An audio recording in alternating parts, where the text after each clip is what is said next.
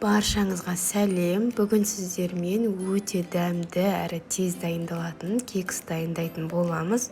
Видеоны соңына дейін қарап, лайк басып, комментарий қалдырып кетіңіздер, және менің арнама тіркелуді ұмытпаңыздар.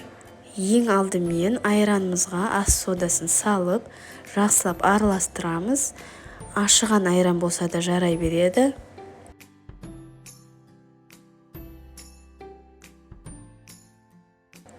Мінекей осындай реакция жүреді. 2 жұмыртқа және шекерді салып, жақсылап араластырамыз.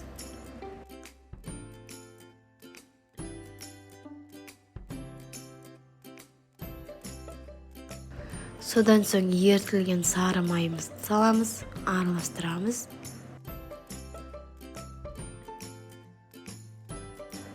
Жаңағы айранымызды құйып, араластырамыз, содан соң ұнымызды саламыз.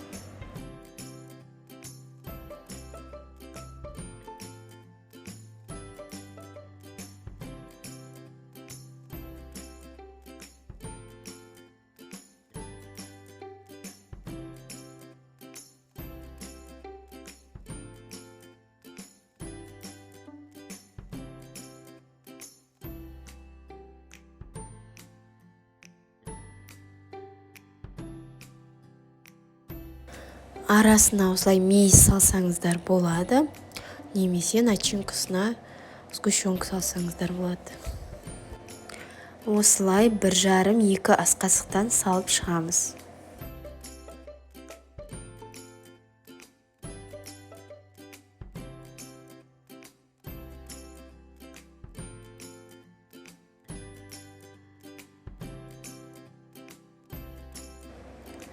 Енді кекстерімізді 180 градусқа 25 минутқа қоямыз.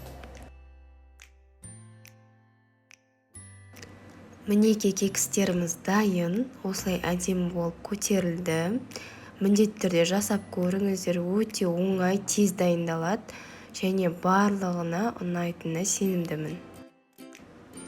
Астарыңыз дәмді болсын.